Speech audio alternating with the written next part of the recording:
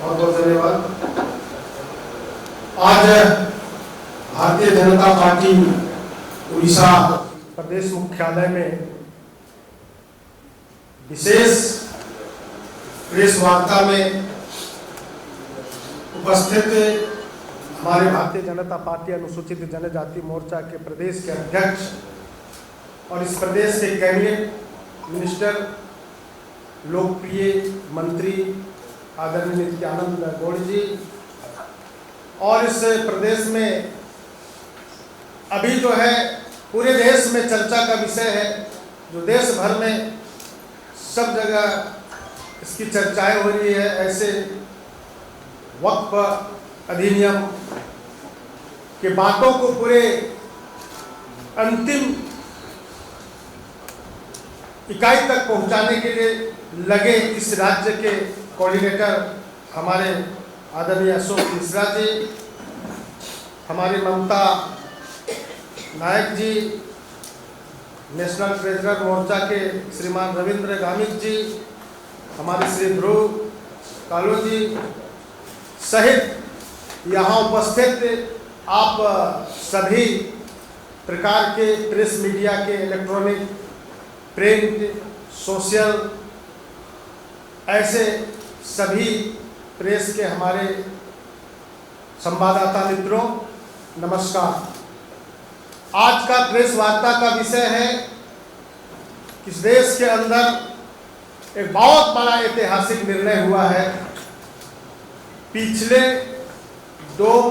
अप्रैल देश के पार्लियामेंट में, लोकसभा और राज्यसभा में वक्फ अधिनियम संशोधन आकर के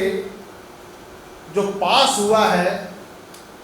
जो आज देश के कोने कोने में, समाज के हर वर्गों में यह चर्चा का विषय है और सभी लोगों ने इसका पूरा का पूरा स्वागत करना है। इसलिए कि वक्फ बोर्ड के अंदर दुनिया में सबसे ज्यादा संपत्ति संग्रहित करके इन लोगों ने रखा था, जो कि दुरुपयोग हो रहा था। और ऐसे में देश के अंदर जो है, जो कॉन्स्टिट्यूशनल जो राइट्स है, उसके ऊपर भी इन लोगों ने केवल मन में विचार करता था और वक्त का दावा कर देता था। ऐसे सारे चीजों को खत्म किया गया है और देश के लोगों के हित के लिए यह निर्णय लाया गया है, जो कि बहुत बड़ा ऐतिहासिक निर्णय है। यानी पहले कांग्रेस के लोगों ने यह वक्त के लोगों को एक लाइसेंस दे दिया था,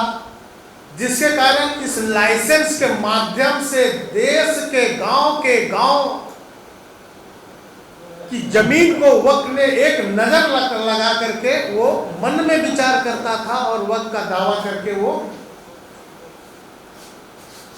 अतिक्रमण कर लेता था, या शब्द कह सकते थे कब्जा कर लेता था। और तो और सांस्कृतिक जो कई ऐसे संपत्तियां हैं, कई इमारतें हैं, ऐतिहासिक धरोहर है, और इस प्रकार से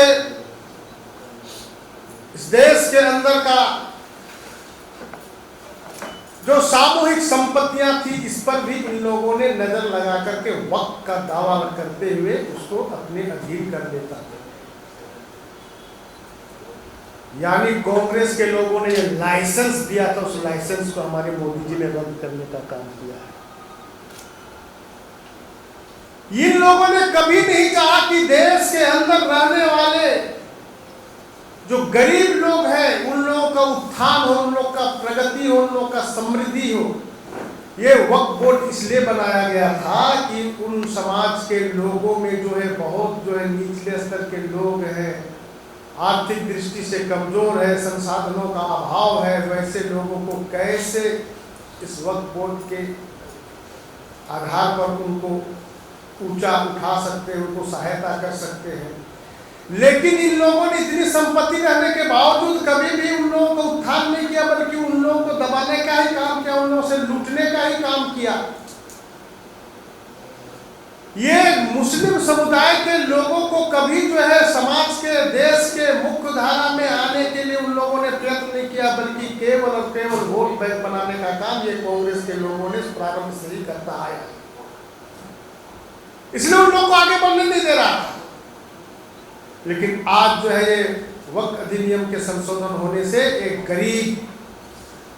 मुस्लिम समाज के लोग भी जो है आगे बढ़ सकते हैं, महिलाओं का भी इसको अधिकार हो सकता है। ये वक्फ बोर्ड में इन तबके के लोगों को भी रहने का यह मौका मिल सकता है, यह अधिनियम में प्रावधान किया गया। और हमारे देश भर के जनजातियों का चाहे 5th शेड्यूल हो, 6th शेड्यूल हो, वैसे लोगों का जो है कॉन्स्टिट्यूशनल प्रोविजन है। इस प्रोविजन रहने के बावजूद भी कई ऐसे जो है धार्मिक, जो है सांस्कृतिक है, पारंपरिक है, जो आस्था का केंद्र है, ऐसे जो है जमीनों को भी वक्फ का दावा करके जो है कई जगह घेरा करके इन लोगों को का जमीन को भी हड़पने का, कब्जा करने का काम किया है, जो कि आज इससे हमारे जनजातीय समुदाय अपने धार्मिक जगहों का मुक्ति के लिए कई जगह गुहार लगा रहा था, लेकिन कानून और नियम नहीं रहने के कारण वो नहीं कर पाता था। लेकिन मैं देश के यशस्वी प्रधानमंत्री आदरणीय नरेंद्र भाई मोदी जी को, हमारे गृह मंत्री आदरणीय अमित शाह जी को, माननीय मंत्री किरण रिजिजू जी को, हमारे जो है राष्ट्रीय अध्यक्ष आदरणीय JP नड्डा जी को बहुत बहुत मैं बधाई देता हूँ, आभार व्यक्त करता हूँ कि ऐसे सारे बातों को चिंतन करते हुए ऐसे हमारे जनजातियों का जो है जमीन अब किसी भी हालात में वक्फ के दावे के अंदर नहीं आएगा, इसका सुरक्षा और संरक्षण होगा, इसका प्रावधान इस अधिनियम में किया गया है। इसलिए अब कोई भी बुरी नजर नहीं कर सकता है ऐसे जनजातियों के जमीन। इसलिए आज देश के अंदर भारतीय जनता पार्टी अंतिम इकाई तक, गांव तक जाकर के इस बात को स्पष्ट रूप से बताने का काम करेगी कि कांग्रेस के लोगों ने किस प्रकार से देश के अंदर रहने वाले हमारे गरीब तबके के लोग जो है उनको कैसे अपमानित भी किया, प्रताड़ित भी किया और उनकी संपत्तियों को लूटने का भी काम किया। लूटने के लिए लोगों को इस प्रकार से लाइसेंस देने का भी काम किया था, जो कि आज तक हमारे देश के लोग इससे प्रताड़ित हो रहे थे, वंचित हो रहे थे। आज इसकी मुक्ति मिली है, इसको हम गांव गांव तक पहुंचाएंगे। हमारा अनुसूचित जनजाति मोर्चा जो हमारे उड़ीसा प्रदेश के अंदर हमारे माननीय मंत्री और माननीय जो है प्रदेश के अध्यक्ष आदरणीय नित्यानंद जी के नेतृत्व में हमारे इस प्रदेश में जो है वक्फ अधिनियम का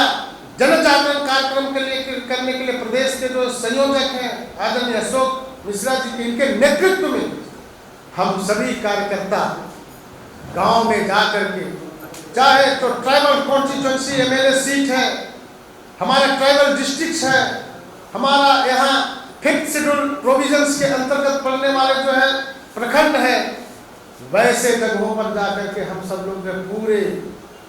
5 मई तक इस अभियान को चलाने वाले हैं, जिससे कि हम अपने देश के अंदर रहने वाले जनजातियों को अपने संवैधानिक अधिकार को हम बताने वाले हैं, जिससे कि उनकी अपनी संपत्ति को कोई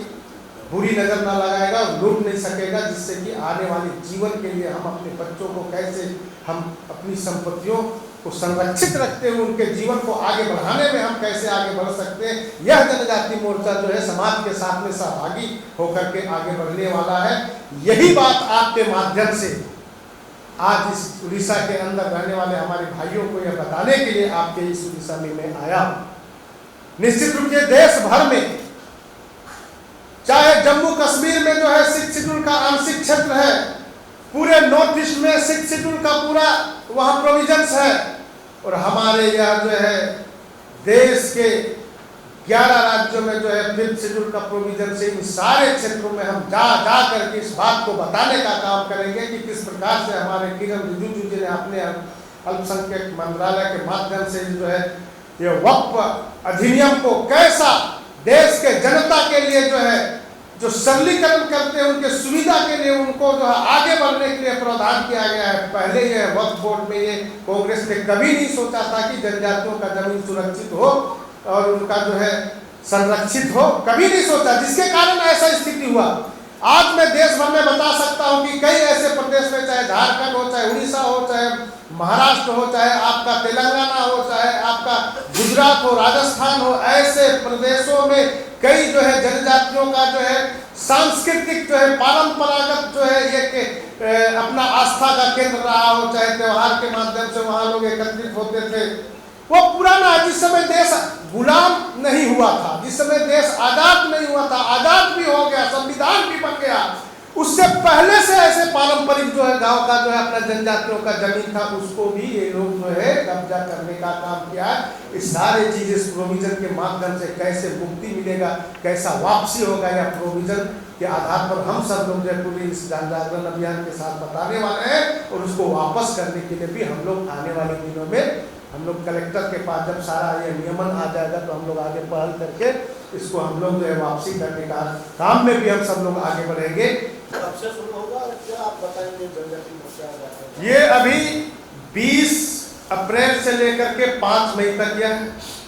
वक्फ अधिनियम के संशोधन जन जागरण अभियान चलेगा। हमारे पार्टी के तरफ से माननीय संयोजक जी यहाँ पर हैं, अशोक जी, इन्होंने भी पूरे प्रदेश में योजना बनाया है। जनजाति समुदाय के बीच तो जाएंगे ही जाएंगे। हमारे जो है अल्पसंख्यक भाई लोग हैं, उनके लिए जो अधिकार मिला है, उनके लिए जो मोदी जी ने जिस प्रकार से जो अधिकार दिया, इस बात को भी उनके पास पहुंचाने के लिए कस्बों तक भी जाना पड़ेगा, जिसकी भी रचना हुई है वहां पर हम जाएंगे और बताएंगे कि आपके लिए इसमें क्या क्या लाभ है। और हम जनजाति मोर्चा के माध्यम से हम बताने वाले हैं कि हमारा जो ट्राइबल एमएलए कॉन्स्टिट्यूंसी एरिया यहाँ पर 33 है, उन 33 विधानसभा में एक सभा के माध्यम से समाज के प्रमुख लोगों को बुला करके, महिलाएं हैं, माताएं हैं, बुजुर्ग हैं, हमारे बच्चे हैं, स्टूडेंट्स हैं, हमारे जो है कॉलेज के स्टूडेंट्स हैं, ऐसे सारे लोगों को बुला करके हम एक जन जागरण करेंगे कि हमारे लिए मोदी जी ने कितना बड़ा प्रावधान किया है। इसी प्रकार से जो है हम मुस्लिम समुदाय के बीच में भी जाएंगे और इस बात को हम बताने वाले हैं। मैं आप लोगों को बताना चाहता हूं कि इस देश के अंदर कांग्रेस और क्षेत्रीय कुछ दलों ने जनजातियों को और बाकी लोगों को शुरू से जो है गुमराह में रखते हुए, हमेशा से भ्रमित करते हुए उन लोगों को केवल वोट बैंक बनाने का काम किया था। आदिवासी की हितैषी कहने वाला, मसीहा कहने वाला जो लोग है, चाहे कांग्रेस के लोग हैं, अन्य क्षेत्रीय दल के लोग हैं, यह वक्फ बोर्ड में जनजातियों के हित के लिए जब बिल आ रहा था, उस समय उसके हित में समर्थन में वोटिंग करना चाहिए था, तो इसके विरोध में किया। मतलब जनजाति का हितैषी किस बात का कहता है? राजस्थान में एक बीटीपी पार्टी है, वो केवल जनजातियों के ही विकास के लिए और उन्हीं ने कोई लिए बात करते इस प्रकार से कहती है। लेकिन उसके एक सांसद है रावत जी, क्या नाम है, रावत, अब उन्होंने जो है विपक्ष के साथ में गया, तो आदिवासी का सुरक्षा, संरक्षण और उसके विकास की बात करने वाला हितैषी कैसे हो सकता है? उड़ीसा के अंदर में भी कई ऐसे लोग होंगे जो आदिवासी की बात करता है, लेकिन वो इस वक्फ बोर्ड के खिलाफ में वोटिंग किया। हमारे झारखंड में भी वहां के सीएम जो है हेमंत सोरेन कह रहा है कि किसी भी हालात में यहाँ पर नियम को लागू नहीं होने देंगे। ये आदिवासी के हित के लिए या हो रहा है, उसको नहीं लागू होने देंगे, तो किस बात का आप दावा करते हैं कि मैं जनजातियों का हितैषी? तो ऐसे देश के अंदर जनजाति के नाम पर राजनीति करने वाला उनका हित नहीं चाहता है और उनका अहित अप्रत्यक्ष रूप से करता है और केवल मुंह में राम बगल में छुरा करने का काम करता है। तो ऐसी चीजों को हम गांव के अंदर बताने वाले हैं, यही आपके माध्यम से बताने के लिए आए थे। बहुत बहुत धन्यवाद।